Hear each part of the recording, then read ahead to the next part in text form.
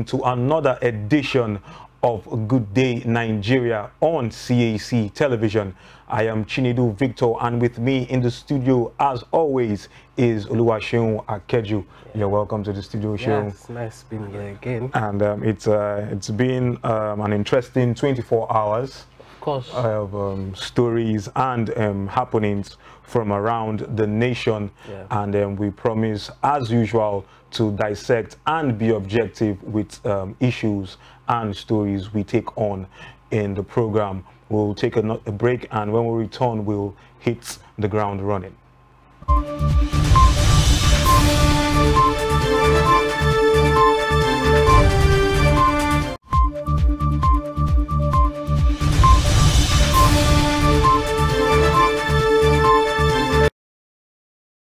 You're welcome back, and we go straight to business. And Seun, let's look at the first issue of the day.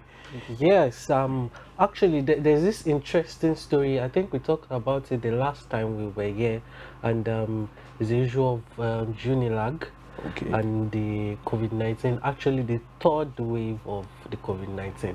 And recently we heard, yesterday we heard that there was an outbreak, and now the school has ordered that all students vacate the hostels, and now lectures will be virtual. And we asked yesterday that, okay, is this going to be one of the pointers for the state to now have another lockdown? And we're thinking, okay, maybe something will come up. And now that it looks like there's a lockdown of activities in the school now, now I'm going to ask you now, is this going to be a pointer actually now for the Lagos state government to now lock down the state, or should we be expecting anything related to that?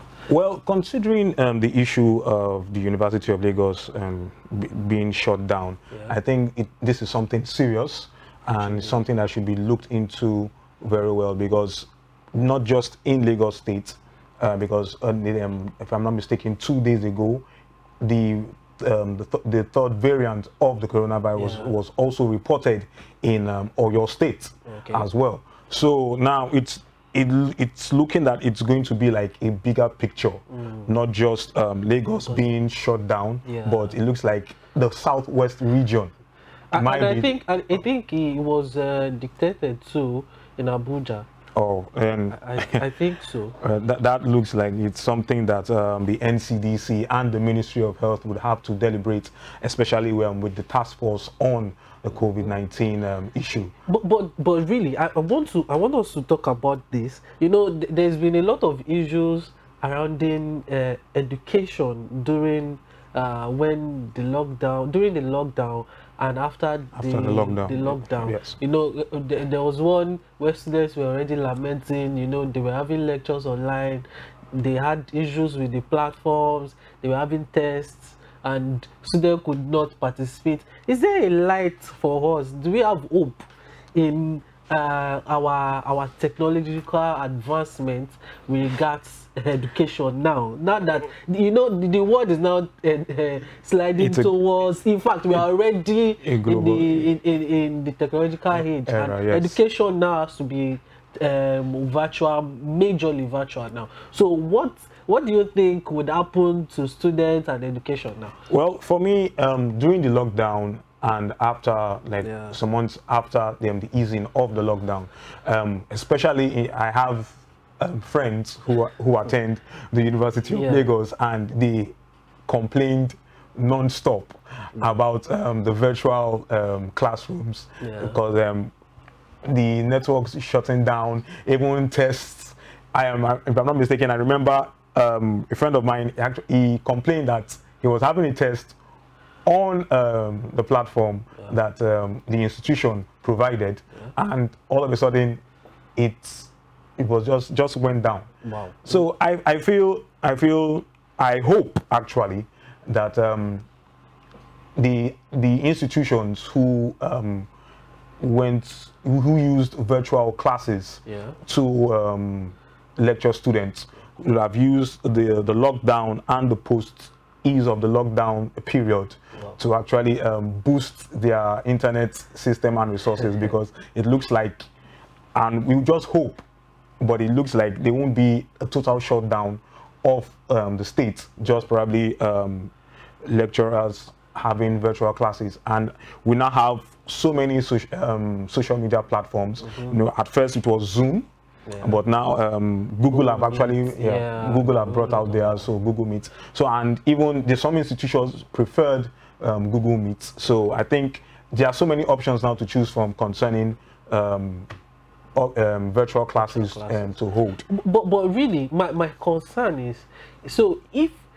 COVID-19 brought out all these things, what are we going to do about it? Because personally, I feel even without COVID-19 and the effects, it means that we are behind in our educational system, and we really need to work on advancing. And one of the things, or the body of higher institution, the ASU, and every other body, they've been complaining about, is that the educational system in Nigeria is really behind. And thank God that COVID-19 is bringing this out, but really we need to work on it. And I would say that pleading with the people that are involved, that they should really look into this for us. It's something that is really affecting us and making our students look like mediocres and making a whole mess of the educational system daily, constantly. Because it's the issue of the Nigerian educational system cannot be overstressed.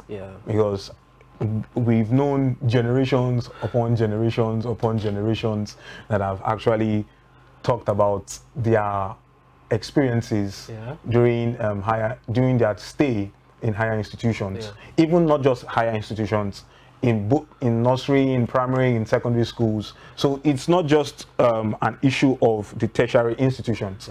It goes down to the very minimum.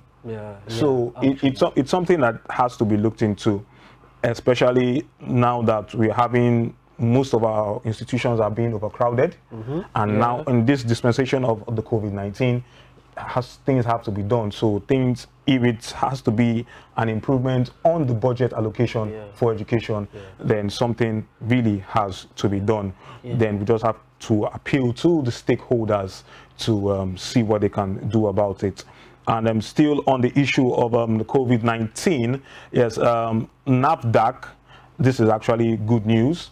The National Association for Food Drug Administration, NAFDAC, have come out to say that the Moderna and Sputnik vaccines have been approved to be used in the country. Now, this was made known by the Director General of the body, Professor Muji Adeyeye, and she said that despite the Sputnik vaccine, however, has not been approved by the World Health Organization, but it has passed independent checks. So, which means that besides the AstraZeneca vaccines, so we should be seeing more vaccines coming into the country and making vaccination faster and making it easy and affordable for Nigerians. And now looking at the issue here right now concerning this, because there's another issue on ground. The Director of Planning, Research and Statistics of NAFDAC, Fori Tatana, also revealed that the WHO is actually an ongoing audit is being carried out on NAFDAC for hoping that we can actually produce our own vaccines to release to the public instead of relying on the foreign vaccines. And looking at it, would you say that is something that we can actually say we are proud of? That definitely our virologists and scientists are making headway during this COVID-19 Yes, I've been expecting that our scientists and biologists will come up with something, because I believe that there are a lot of very educated and intelligent people in Nigeria, and being hit by the COVID-19, and with everything that has happened, and with our knowledge in science and in biology, I believe it's high time we come up with our own vaccines or medications or whatever thing we can come up with. So I think it's a good thing to actually happen. And yes, and he said, he further stated that the audit actually started on Monday and will last till Friday. So that is definitely a rigorous process concerning, because we all know that when the first batch of vaccines were released into the market and for countries, we had so many side effects concerning that. Even as we speak, the current vaccines right now, that is the AstraZeneca and Moderna vaccines, are actually having side effects, because I actually spoke with some people who said that after receiving the vaccines, it looked like they were coming down with fevers and other things. So I think it's actually something good that this is a 5-day process. If it's possible, it can be a week-long process as well. So they would look into the matter, because right now we need every vaccine we can get. But also if I can add, I mean, we haven't been doing a lot in publicizing and getting people aware that okay, these vaccines are safe, and now that the NAFDAC has approved that okay, these vaccines are, there's another vaccines now that is safe for people to use. It's high time we get a lot of people aware that okay, go and get these vaccines. I know they are already easy, stress-free ways to get these vaccines, but I think we need to do more in getting people aware and letting them know that okay, these vaccines are free and they are safe for people. I think one of the issues why we're having some of the public not keen into vaccination, because I think it's still the age-long problem, that because some Nigerians still say there is no COVID-19 in Nigeria. Even there was a time that we all know a prominent governor we all know a prominent governor said that there is in his state there isn't any. It's unbelievable anyway, but but it's funny. But still we should come out, and the federal government should come out and get people. Let's do grassroots publicity. Let people be aware that okay, this thing is real. This thing is really real. If it's possible, let's bring survivors. Let's bring them and get them interviewed. Get these people that were really affected. Get them into their faces. Get them aware that okay, this is what I've been through, and this is what I am now, and I'm free from it, and I can testify to it. So I think awareness is key. Yeah, awareness is key. And on the issue of actually getting people who contracted the virus and actually beat the virus. If I'm not mistaken, the prominent Nigerian comedian Ali Baba. Ali Baba actually he contracted the virus, and we are happy that he actually beat the virus. He actually came out in on social media to say that it is actually real. I still don't understand why there's a lot of ignorance in humans, especially in this part of the world, saying that the COVID-19 is not real. But we really have to urge the federal government to make more awareness, because we know that definitely this virus is in the country. It has been in the country for a while now, and I even have medical practitioners I know have actually stated that this virus is there, and we really need to go out there, protect ourselves, take the vaccines, protect ourselves, wash our hands daily, use face masks, and we really sanitizers. We really have to do that. We'll take another break, and when we return, we continue with the rest of the stories.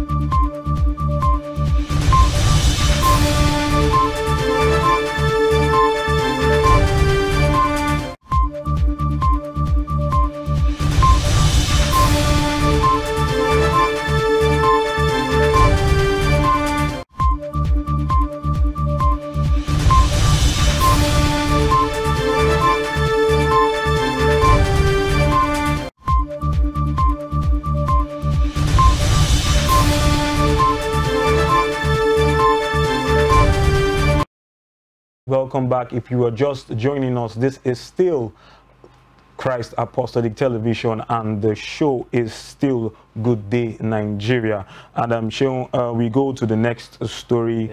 Yep. This is actually talking about the National Assembly, and yes, the president, the Senate President, Lawan, has actually raised an alarm that mischief makers are actually blackmailing the leadership of the upper and lower houses over the Electoral Act bill. That is the amendment of the Electoral Act bill.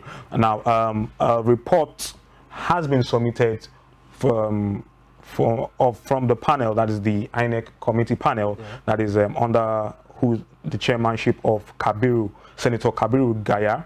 And now there are filters going around, that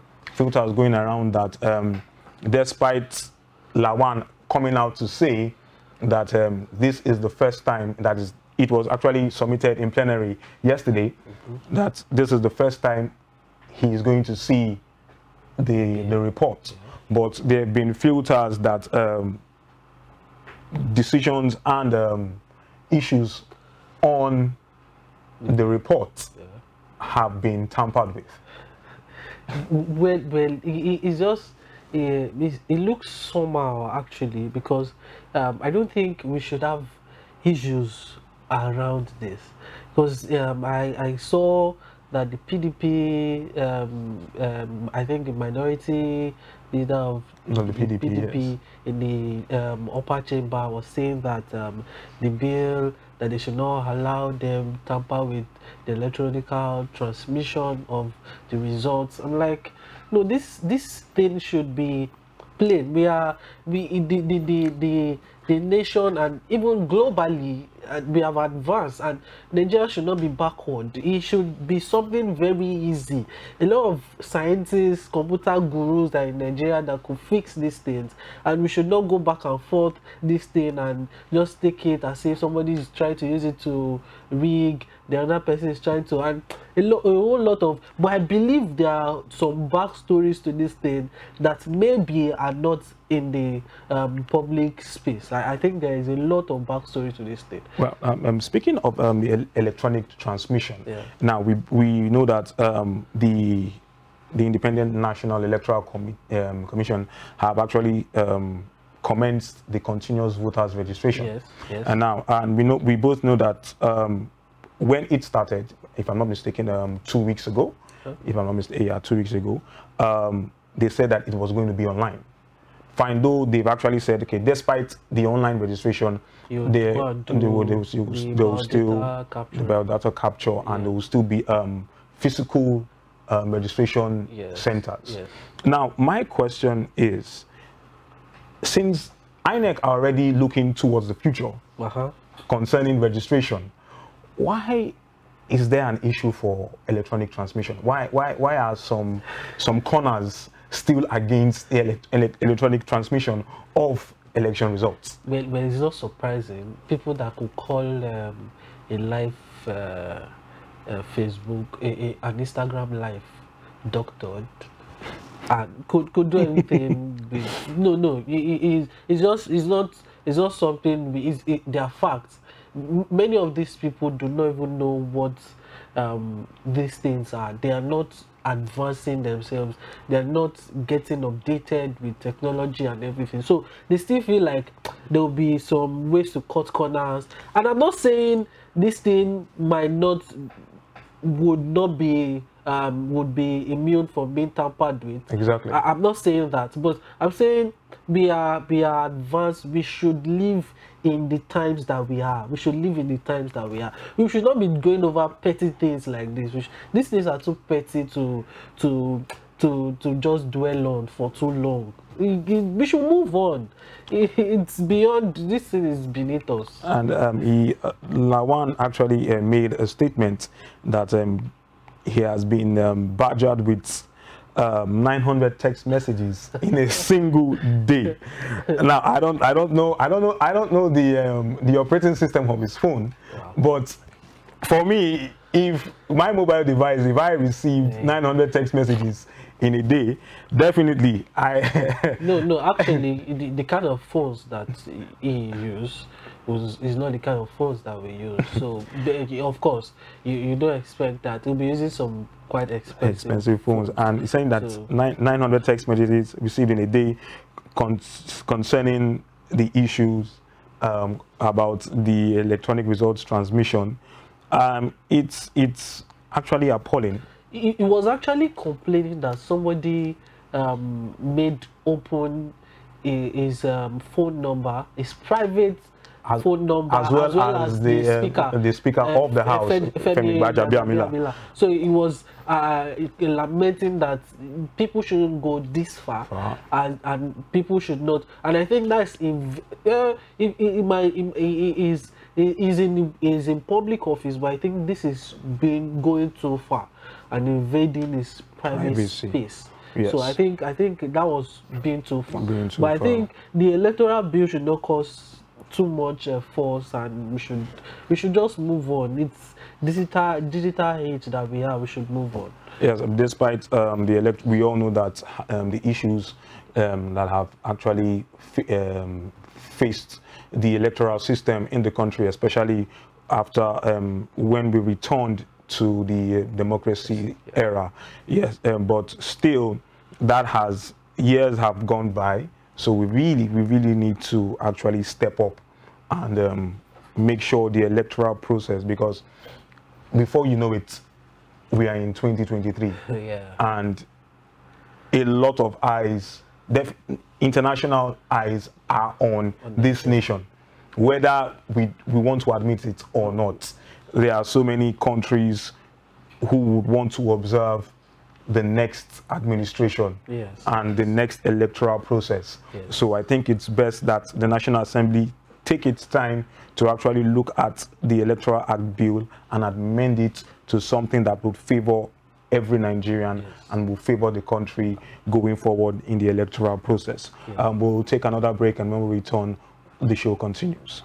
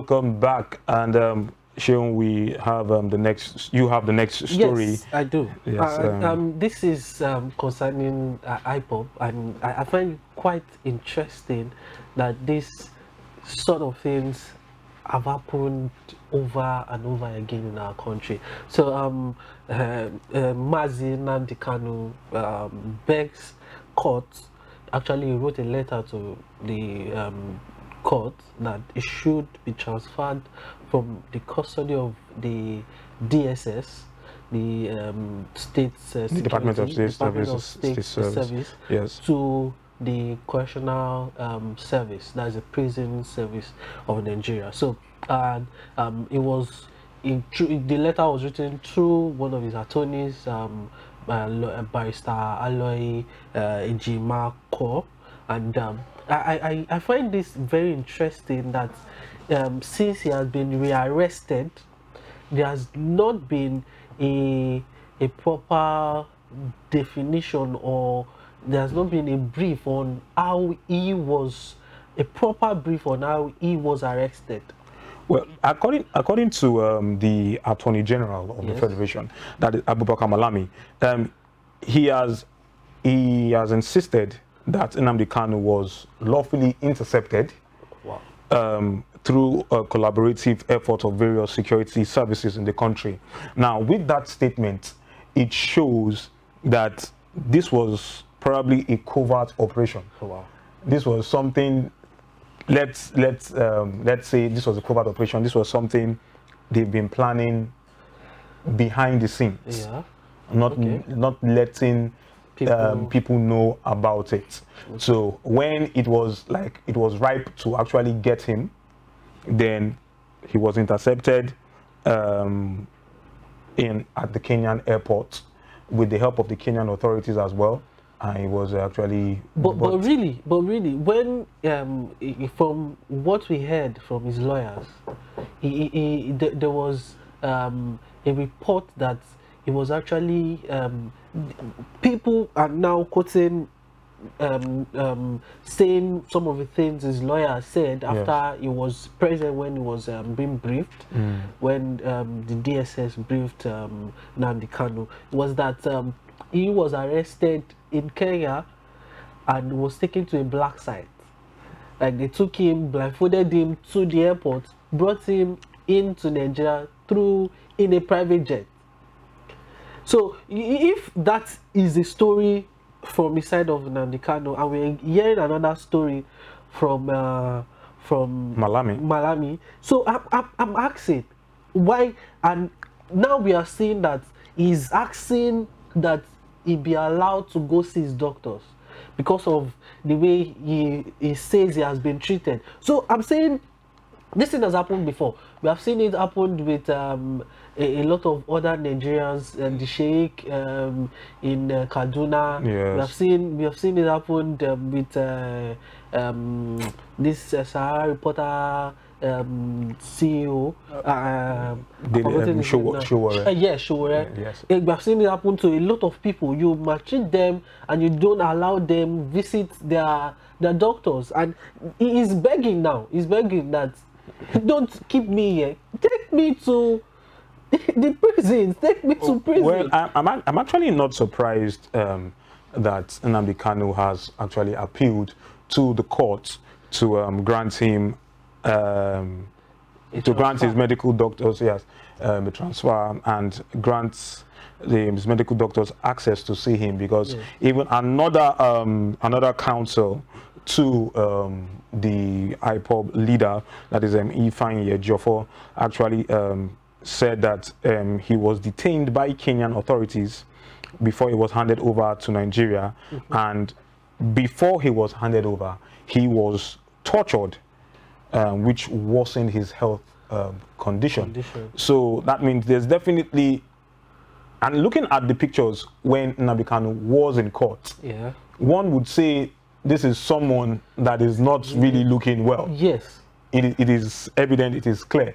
Despite if they are saying he has actually committed crimes or not, it shows that he is not being treated well in the custody of the DSS.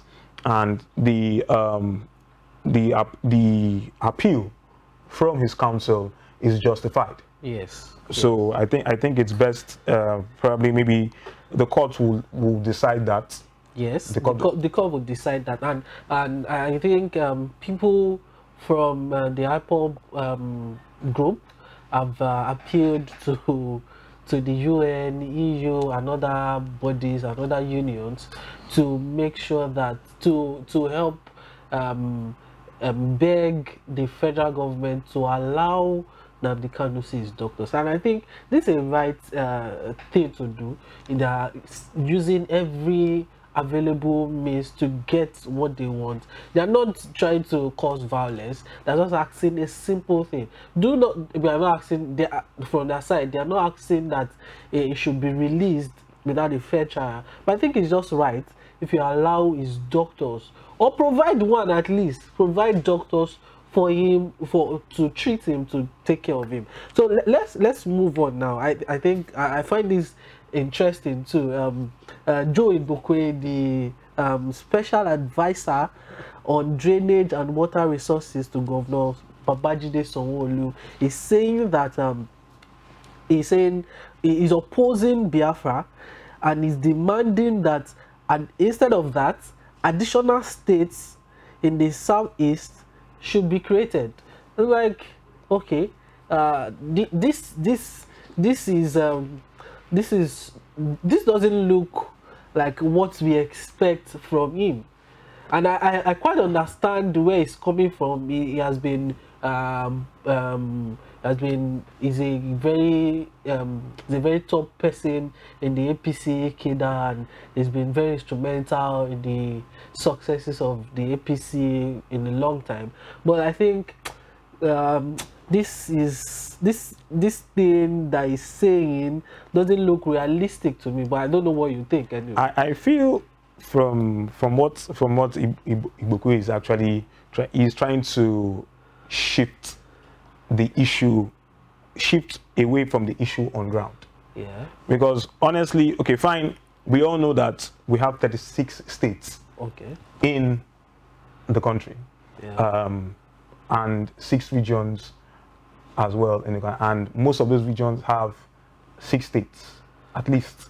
Yes. 6 states, except the southeast region that have only 5.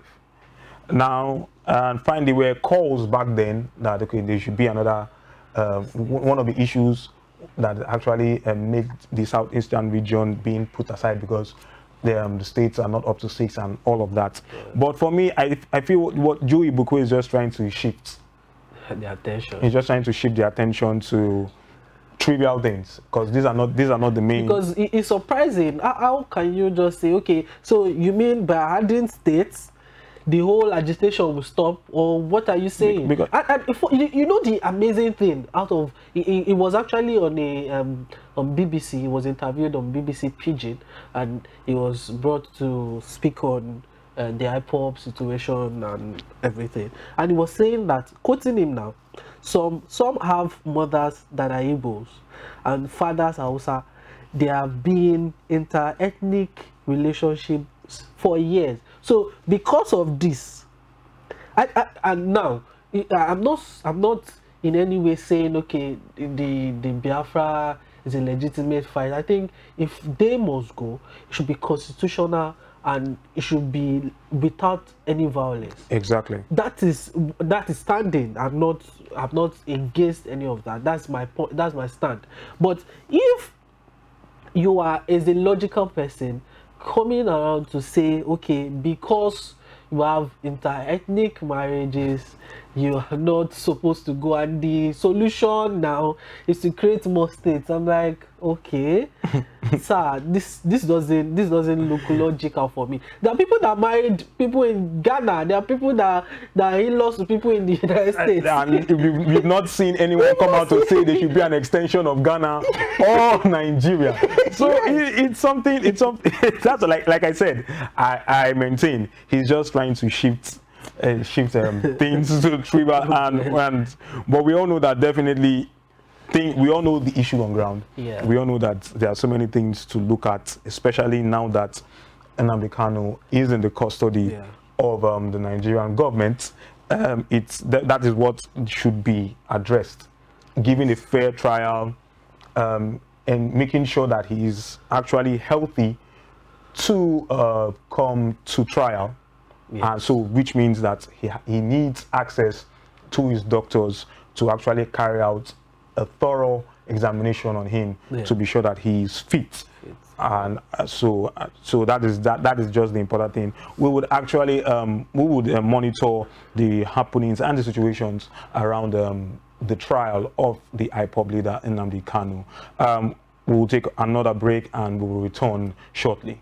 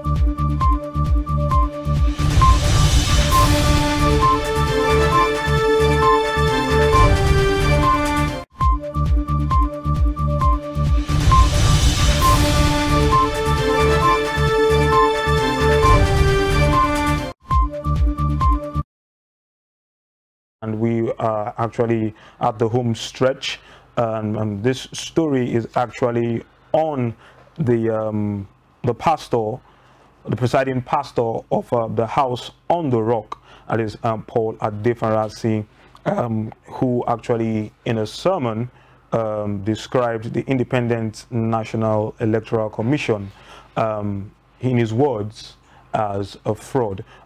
We have a visual of those statements made by Paul Adefarasi, and let's take a look at that. I've mentioned the economy, I've mentioned culture. You've got to go into politics and government deliberately. By the way, if we don't fix some of Nigeria's problems today, that is this INEC problem. I've said plainly, INEC, put me in trouble if you like, it is a fraud. The numbers in Nigeria, as far as census are concerned, and as far as election is concerned, are a lie. And if nobody will speak up about it, the righteous should speak. And our righteousness is not of ourselves. It is of him, and he will protect. Hallelujah. It is important. It is skewed now so that where the numbers are not properly reflected in our voting. This is the only country in West Africa where you move from the ocean to the desert and the numbers decrease, or rather, they increase. The only country. It's the only country in the world where you move from a large body of water to little or no water, and the numbers increase. It was not Nigerians that started it. It was the parents of Nigeria who were not good parents. They were not good parents. The man, Lord Lugard, was a devil incarnate. And what he did to this country, we are suffering it many years later, and it's time that we must tell the truth. It's time we must tell the truth. It's absolute, we must. And those of you who benefit from the system, when the judgment comes, unless you extricate yourself in the righteousness of God, that's your own problem. You understand? And if you're in the system, you should behave like Robin Hood. Take from them and give it to the poor. You should have less so that they can have more. I have that sword in my office, the sword of what's his name? Lord of Loxley, Robin Hood. Why? Because part of my job is to make sure that the wealth of Nigeria is redistributed with an evenness. How do you do it? Not by giving the poor rice and oil at election time. Give them an education. And education in today's age does not have to be formal. I was Pastor Paul Adefarasi of the House on the Rock, and showing them there were a lot was said. Wow. A lot was said, especially towards the Independent National Electoral Commission. What would you make of this? It's a lot. It's a lot to. I salute the pastor, Pastor Paul Adefarasi, for coming out and actually saying these things. There are signs that the church is waking up to some of our responsibilities. But I think while we are waking up to our responsibility, getting people aware about the things that are happening politically and in our social space, I think we should know how to manage these things, because one of the things that caused issues is that we do not we have like I used to say, there's a boundary for some of our utterances, and this in a way could be defined as hate speech if you are not careful, because there were use of strong words, and when the federal government come, they would not look at the big picture of what it's trying to do. They will pick out these words and now use them against him and just give them interpretative meaning, and okay, saying that you are misinforming people, you are giving people wrong information. So I think it is one thing to wake up to our responsibilities, and it's another to to not be playing safe with the government. So I think that's what it is. Now, looking at the analogy being used, yeah, especially concerning those in the system. Wow. The analogy used was by Pastor Adefarasi was Robin Hood. He actually used Robin Hood. That is, and we all know the story of Robin Hood. He was actually to the normal folk in the stories. Yeah. He was considered a hero. Yeah. But to the authorities, he was a criminal. So saying that being in the system, taking from the rich, giving to the poor, would you say that was an analogy best used for this situation? Well, I don't think it's analogy went too far, but I feel it's like I've said before, we could give some of these things interpretative meaning, and somebody could just go and steal from the federal government and go and give to the poor. We see that, and we have seen it demonstrated. Sometimes somebody will say, yeah, a good example is during the, I think after the lockdown, when people were looting warehouses where they kept food, somebody came and said, I've been keeping this thing so that I can go and give them at a particular time. I think she was trying to do if I'm not mistaken, it's a Lagos State law. That a Lagos State lawmaker. Yes. Yeah, saying that she was going to distribute it on her birthday. No. that's a way to, okay, that we could say that is being a Robin Hood, and you're taking from the government, which is not your money. It wasn't given to you, it was given to the government. But that's one too far. It was for the people, the masses. It's for the masses, but you are holding it to give them at your own time, making it look like you are the one giving them. Because if I'm not mistaken, we don't have visuals, we don't have images of that, but I read pictures flooded social media. Yes. And we also have this on the palliatives. These are palliatives. So now bringing back to what Pastor Paul has said, I think what he's saying, and in the video he made mention of something very, very important. He talked about education. Exactly. And that is the biggest and the best weapon you can give anybody in this time. When people understand their rights, when people understand the power that they possess, they will be able to confront any government, any system that is making them suffer, and that is what the government, that's what Nigerians need right now. And he also made mention of something, and about the census. He was talking about the fact that people that are close to the ocean are lesser than the people that are in the desert. And it makes a lot of sense. He actually brought out a lot of points. Yes, it makes a lot of sense, because we do not really, for a long time, Nigerians have always been complaining about the accuracy of the census, that these things are not correct, and it's logical. How can you say that people that are close to water are lesser than people that are actually in the desert?